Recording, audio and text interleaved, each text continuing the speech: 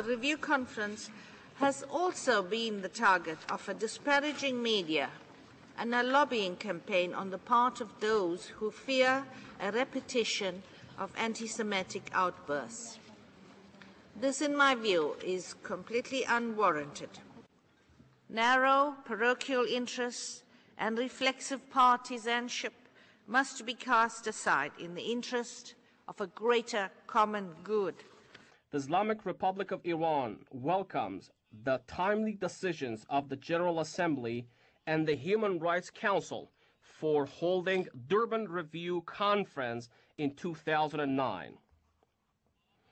We are of the view that the Durban Review Conference and its preparatory process can provide the international community with an ample opportunity to take stock of the Durban commitments as well as to further strategize in the global fight against racism, racial discrimination, xenophobia, and related intolerance, and to address their contemporary forms and manifestations with the view to adopting further initiatives and actions.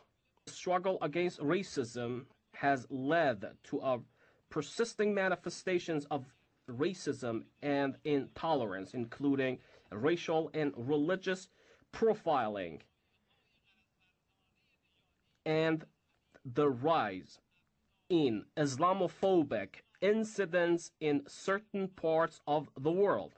We attach great importance to the successful preparation and convening of the Durban Review Conference. We must ensure that the conference will achieve its goals and address the impediments toward the full realization of the Durban Declaration and Plan of Action, as well as the current manifestations of racism and racial discrimination.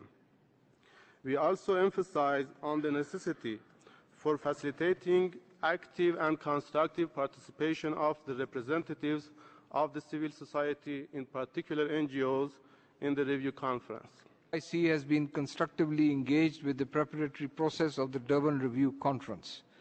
We appreciate efforts of the High Commissioner to make this conference a success and support her call for a genuine commitment to seeking consensus and avoiding narrow interests for the greater common good. The group welcomes the involvement of the High Commissioner in the Durban Review process and is encouraged by her report contributing to the outcome document. The African group will submit its detailed views on the report in due course. The African group remains committed to the success of the process.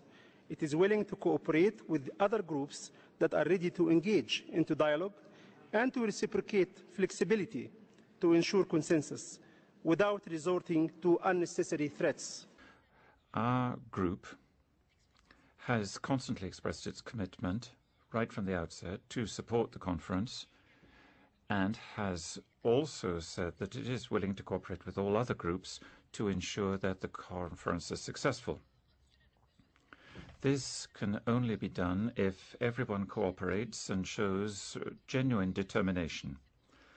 This is why everyone needs to show understanding and flexibility without trying to establish conditions. I have pleasure in announcing that the Kingdom of Saudi Arabia, firmly believing in the conference's noble objectives, has notified the Office of the High Commissioner of Human Rights that it will be contributing the amount of $150,000 to further the work and objectives of the Durban Review Conference due to be held in Geneva in April of this year. The United Nations are about to hold an important conference this April. This is the review conference for the Durban Programme of Action 2001.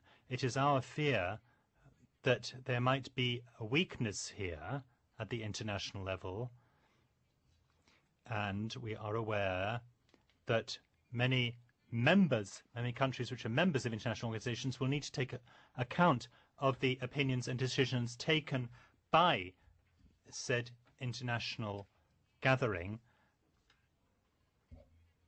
And we are aware that this conference will be a kind of test bench. This will determine whether we really do wish to counter racial discrimination.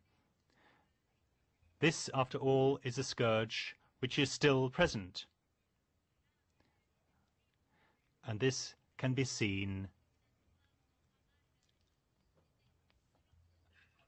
in the form of discrimination in many societies, whether on the basis of race or religion.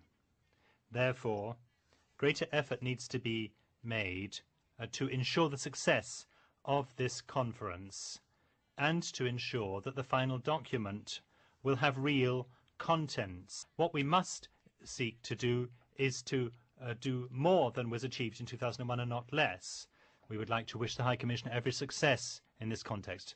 In the recent years, we have witnessed the worrisome emergence and consolidation of racism, xenophobia, racial discrimination, and defamation of religions in various parts of the world. In this regard, the Durban Review Conference is of vital importance. All countries have the responsibility to make the Durban Review Conference a success.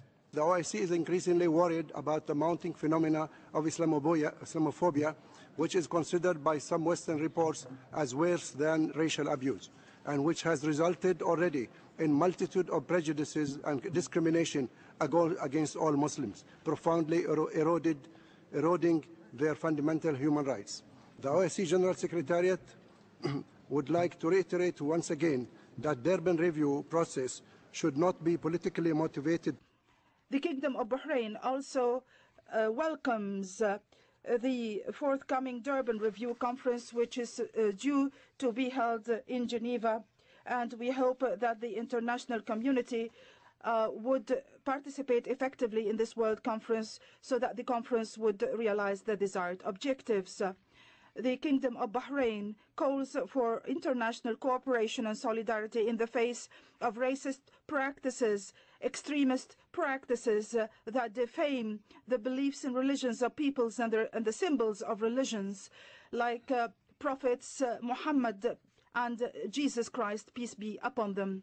The successful conduct of the Durban Review Conference in April this year could be a crucial step on the path to fighting racism. We appeal to all states to engage as fully as possible in the preparation and conduct of the conference. Mentioning the Durban Review Conference gives me an opportunity to reiterate Senegal's commitment to the fight against racism, racial discrimination and xenophobia. And it also allows me to express the hope that the conclusions of the Durban Review Conference will provide us with the tools we need to more successfully uproot the ills affecting, unfortunately, still millions of people. In this connection, the progress in the negotiations on the draft outcome document do provide some grounds for being optimistic. The decision taken by the government of Azerbaijan to take financial contribution to make financial contribution to the successful organization of this important conference testifies to the firm commitment of my country to this process. Now that we are approaching the Durban Review Conference, I recall the slogan, "A challenge is an opportunity." This is the moment for the universal system to become the spokesperson for the victims of these perverse practices, recognizing that the world is in debt because it did not make sufficient effort to eradicate it.